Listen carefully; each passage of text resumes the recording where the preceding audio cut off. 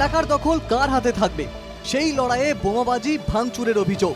শুক্রবার রাতে তৃণমূলের দুই নেতা মোহাম্মদ সেলিম ও আজম শেখের গোষ্ঠীর মধ্যে সংঘর্ষে একাধিক বাড়িতে ভাঙচুরের অভিযোগ। বীরভূমের দুবরাজপুরের যশপুর পঞ্চায়েতের খোয়াজ মোহাম্মদপুরে তৃণমূলের দুই গোষ্ঠীর সংঘর্ষে উত্তপ্ত হলো পরিস্থিতি।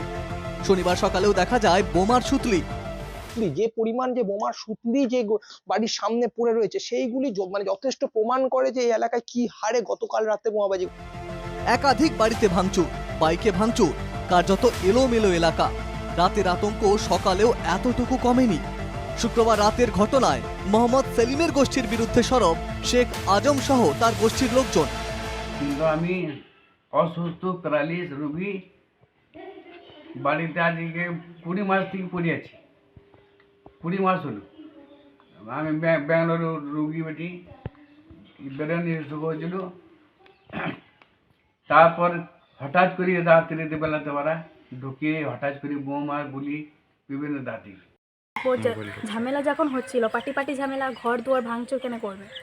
আবার যখন ঘর ভাঙছিল তো ঘরে যত 30-40টা করে বোম কাটি মারছে, ফায়ার করে দিচ্ছে, গুলি মারছে, যদি কাউরি গায়ে পেয়ে যেত। এটা সলিমের পার্টি করেছে। পরিস্থিতি এমন যে স্কুলে যেতেও ভয় পাচ্ছে পড়ুয়ারা। না, স্কুল টিউশনে ভয় যেতে পারছে না। আজকে 23 তারিখে ডেট আছে আমার স্কুলে। এত বোমাবাজি খায় না যে কিছু কেউ কাজ কাম করে না, সব লুটপাট করে একবার করে ঝামেলা করে আর লুটপাট করে নিজে খায়। শনিবার সকাল থেকে এলাকায় পুলিশ পিকেট। এই ঘটনায় রাজনৈতিক সংঘর্ষ মানতে নারাজ বীরভূম তৃণমূলের জেলা সহসভাপতি, কটাক্ষ বিজেপির।